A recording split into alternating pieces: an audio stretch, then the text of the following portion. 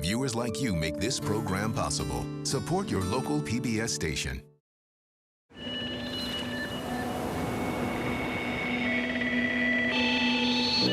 The ocean, covering over 70% of the Earth's surface. Its magnificence is both mesmerizing and foreboding.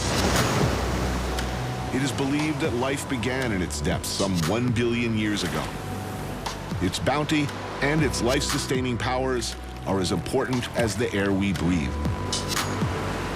For David Kinch, being alone in the ocean with its 230,000 known species inspires him to eat them, preferably raw. Enter the mind of a chef. You can actually taste the sun. I don't know how we're gonna top that one. This is the fun part in cooking. Cheers.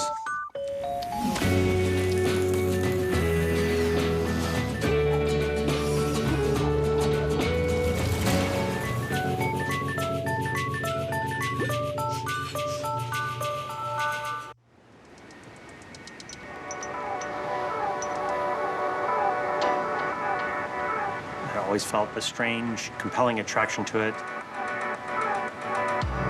I dreamed as a young kid what I wanted to do when I grow up. I wanted to be a marine biologist. Fascinated by the ocean and the creatures that lived in it. I always liked the wind and the salt and the sun. Where you learn you had to have respect for it, that anything could happen. It still is the place where I find a certain amount of peace. It conjures up a simple life. You don't need much to wear, you don't need much to eat. There's plenty to do, even if there's nothing to do at all.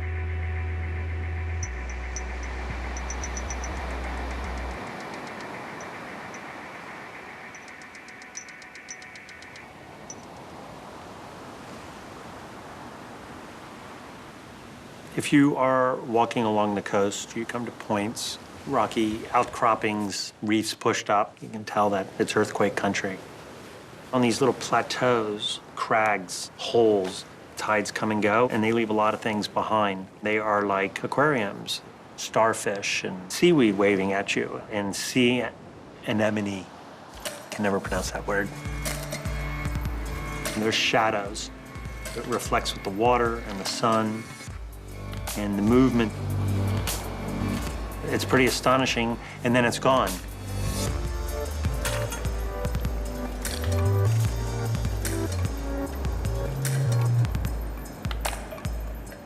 Brimming with life and movement. Tidal pools are very iconic to our very rocky and reef-strewn coast of California. It originally started as almost like a shabu-shabu type of foie gras dish in which we had raw foie gras and then we just poured a broth over it. By the time it got in front of the diner, it would poach. It was a very nice, interesting texture. Over time, it became a surf and turf dish. I like sea urchin. Sea urchin makes me happy.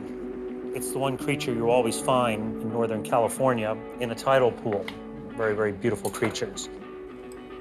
I have these very nice butter clams here. They are a little bit big. It's important. Everything is one bite. There's no room for a fork. There's no room for a knife. This deep bowl was made specifically for the tidal pool dish. Part of the pleasure of the dish is being able to drain the last bite by drinking it. Mussels steamed ever so lightly and then shucked where they're almost raw. A raw oyster. This is white kombu. We pickle it. When people bite into it, it's a real surprise because of the acidic element. Scallions, nori, lightly toasted, and then we tear by hand. And these, of course, will shrink, but become very aromatized when the broth is poured on top. The dashi we have is a very traditional dashi, but we poach a lot of fresh and dried mushrooms into it. In this case, it's dried shiitakes. Everything becomes aromatized as the foie gras fat renders out, which is really a pleasurable experience. A little bit of shiitake gel gives it little places of light and shadow, and everything is just slowly warmed up. There is natural salinity happening in this dish, mostly from the oyster and to some aspect the clam. We're relying on the seasoning of the dashi to be the natural saline quality for those dishes. People go in and explore. Subarashi desu.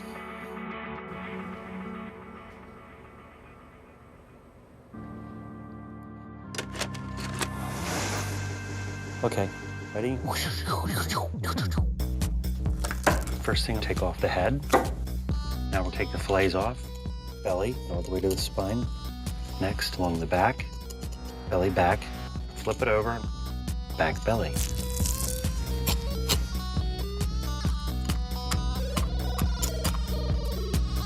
Now we have 2 fillets. Follow it along the ventral line. Belly, back, back, belly.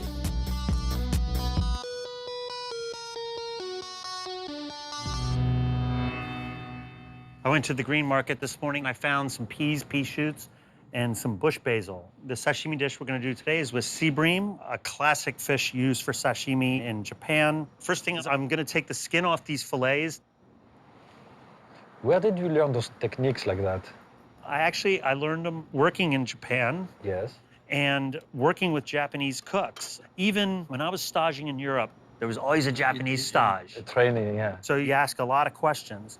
And then what is the difference in texture in between the belly and the back? The belly is a lot richer because a higher fat content. Yeah. The back is much more muscular. In fact, they say the best sea bream, the water is really deep and the current is very strong because the fish is constantly working to stay in place. It develops a stronger muscular It's texture. very firm. And they pride that. Yes. So I'm actually going to brine this fish. And this is what I really wanted to show you. We're going to make a vinaigrette with a sauce that we have made with the bream bone.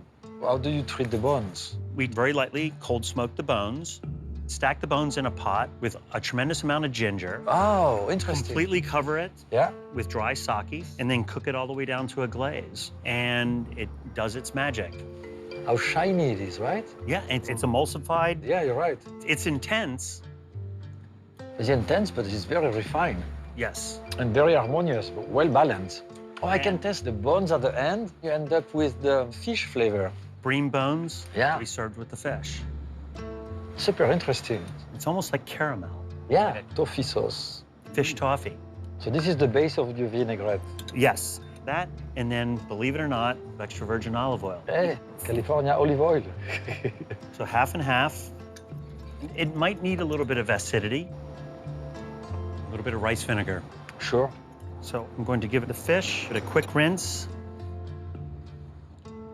Very gently. So the salt is to make the flesh firmer. A little bit removes any kind of stickiness Ah, yes. on the outside. And it gives a bit of saltiness to the fish, right? Yes. I'm going to slice some slices from the back here.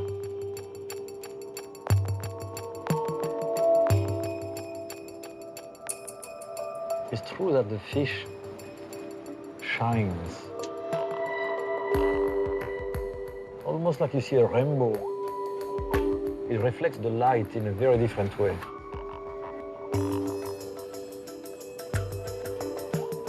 This is the belly piece. Getting that shine on it makes a huge difference. So you think very few people with very good taste buds and training can see the difference? I think that is true, but sometimes God is in the details, you know. Yeah, yeah. Gonna cut some cucumbers.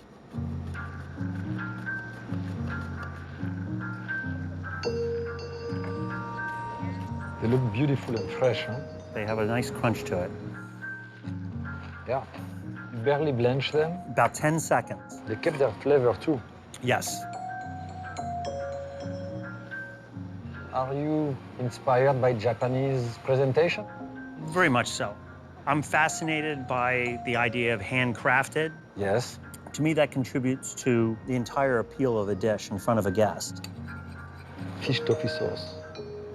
The sauce has a lot of ginger in it. That ties everything in, with the cucumber and the peas as well.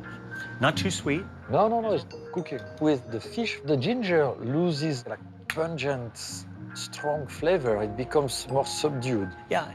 Super good. When I think of ginger, I also think of basil. This is bush basil.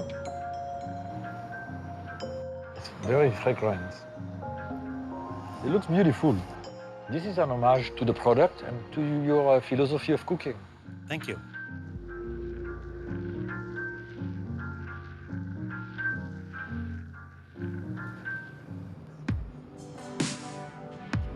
When Manresa first started, we were struggling.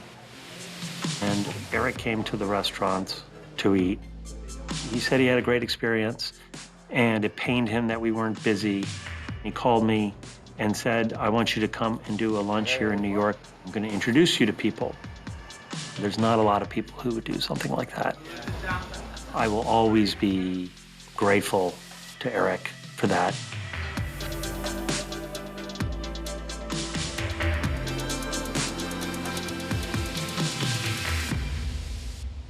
I'm going to do a hot broth, and the sashimi will stay raw, obviously, but we'll have a little bit of heat, and that will bring the dish together.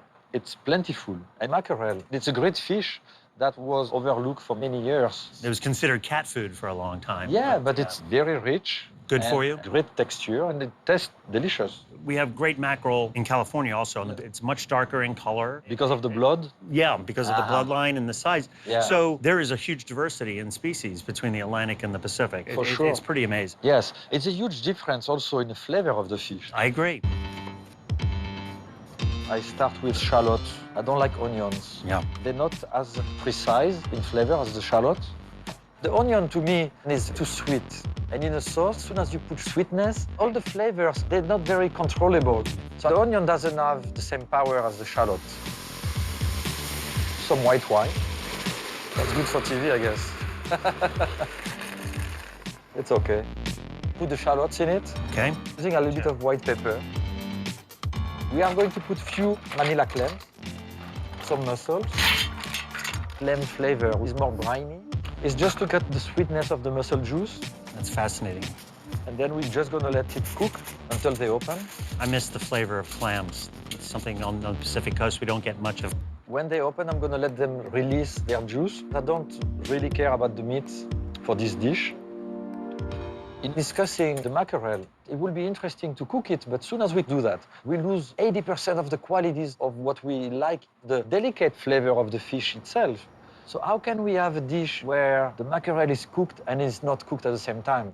For me, creativity, it's like a flash that comes to my head. To me, that's a true definition of creativity, accumulation of all your experience, and perhaps you took a walk through a market or you smelled something new and things just happen, and it happens real quick. Yeah. So I want to feel the texture of the fish. I try to keep it as natural as I can.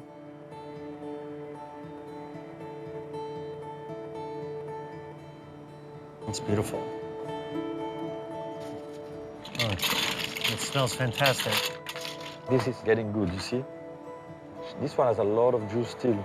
And it's the same for the clams. We're getting there. Maybe one more minute. Now I'm gonna warm up the sashimi. Oh. On a plate. It's going in the oven.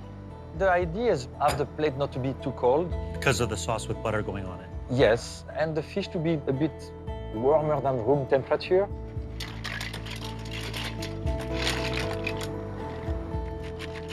Okay. And then we put it back on the fire. Do you want to reduce it? No, if I reduce it, I'm gonna lose 3/4 of the power of that broth. It's all about complementing the fish and the caviar that we are going to use. And I'm generous with the butter, I don't care. Here we have something that is very rich in between the sauce and the butter and the fish and the caviar. At the last minute, we put lemon juice. Yeah, it's where I want to be. A bit of spiciness. If the white pepper wasn't there, you will miss it.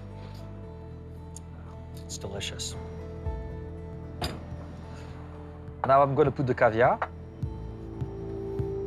So we use farm-raised caviar from China. It's called shrinky. This fish is very rich, fatty. The caviar is going to bring a lot of brininess.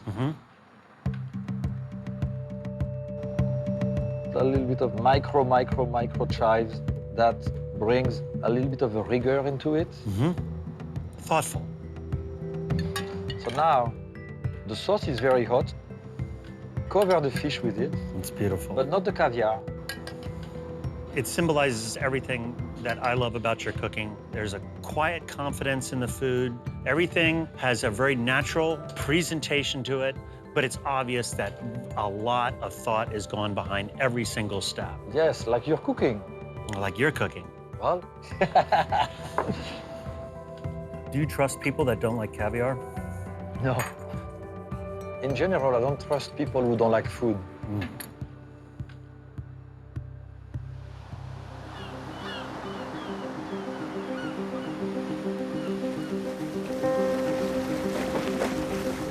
It's like a kayak with amas, arms on the outside.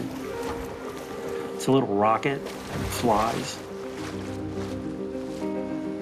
For fun, started gathering seawater. Deep, clean, clear water. Dive a mile or two off with 2 5-gallon containers, bungee cord them back on, and sail back. There's nothing around. It's peaceful.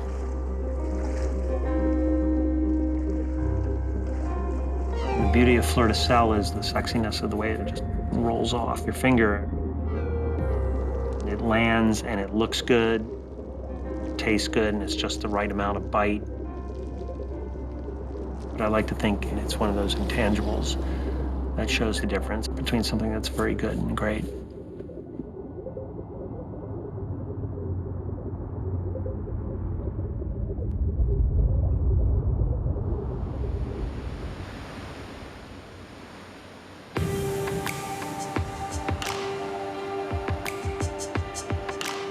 Monterey Bay abalone, they have become very, very famous because of the quality of their product. They go out and harvest all the seaweed that they use to feed the abalone. The abalones are in these little cages. They're all lined up in little slots. It's almost like file folders. They just jam that thing full of seaweed, and the next day it's gone. They're very vigorous. It's astonishing how fast they eat. As far as I'm concerned, abalone should be considered on the state flag. It's either the bear or an abalone, or Sasquatch. It's probably one of the most iconic, almost mythical creatures on the California coast. They move a lot quicker than you can imagine. They grow very, very slowly. These small ones here, they're up to 4 years in age. So when you see abalone shells, 12 inches, 14 inches, they're up to 20 years old already.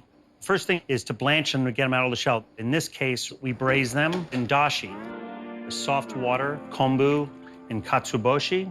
Abalones have a naturally salty taste, so I don't salt them. But when we do season them, we try to be very judicious. Put them directly in. The abalones are covered. We're gonna put a couple sheets of kombu on the surface, kind of like a kombu lid, and then we'll bring these slowly to a simmer. Then we're gonna take a brief pause. That will have loosened them up. You can see that they shrunk up a little bit. Now we're gonna pop them out of the shell. The shells are really beautiful. A nice iridescence, the mother of pearl. Continue to braise them very, very slowly, up to 6 hours. The abalone cooks, tenderizes, and becomes very flavorful. But just as important, the dashi is being transformed to an abalone dashi. Okay, so 6 hours. These should be nice and tender. The broth really nice and clear. And this here, sometimes referred to the liver, but I do believe it's the stomach. If you look at the color, you can see what its diet is, which is seaweed. It makes a wonderful sauce. The foot, which is really the toughest part, I'm gonna remove and continue off the back. There's the finished abalone right there. I'll just put it back in the liquid to let it cool. And now we're gonna make the liver aioli. It smells very much of a seaweed. Very nice, smells like the beach. It's amazing. Egg yolks, abalone dashi, black rice vinegar, pinch of salt. A beautiful color. And olive oil. Adjust the seasoning, pinch of salt. Oh yeah, Japanese sushi rice, short grain, and then 3 parts of the abadashi. We're gonna bring this to a simmer and cook it until it's well cooked. Stir it, keep it moving, congee or a juk-style porridge. It's a great delivery method for someone who might be a little bit squeamish about abalone or has never tried it before. It's a very familiar flavor in that texture, oatmeal, risotto, that sort of thing. The rice is not only soft, but it's starting to break apart. It's really thick because of that starch. If I taste this, essentially unseasoned, there is already an intense abalone flavor. Sesame oil, very fragrant. This here's our secret ingredient, takes it to another level, rendered chicken fat. The rice is ready. Abalone, it has a reputation for toughness, but it's more about tenderness. The luxuriousness in the product is not only the flavor, but in the chew. It is very, very meaty, and I think it's pretty versatile. This dish is very much reflective of not only where we are, but who we are. It's delicious. Usually when I plate this, the perfect amount of rice is what clings to the abalone pieces. This is Chinese black vinegar. The liver aioli. Pickled seaweed. Puffed white and wild rice, which gives a beautiful color and a textural crunch. Toasted black and white sesame seeds. Scallion. And the last but not least, fragrant citrus, in this case, lime zest. And this is a dish we call abalone rice porridge with black vinegar.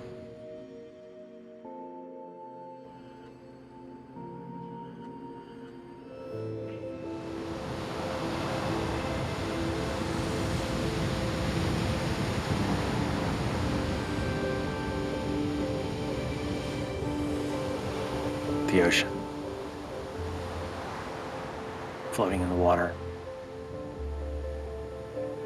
That's the ultimate cleansing, recharging everything. Nothing else matters for a while, and then you come back and you're almost like a different person. There's just a natural pull towards the sea. Maybe that's where we all came from. Have you heard that? So it must be true then.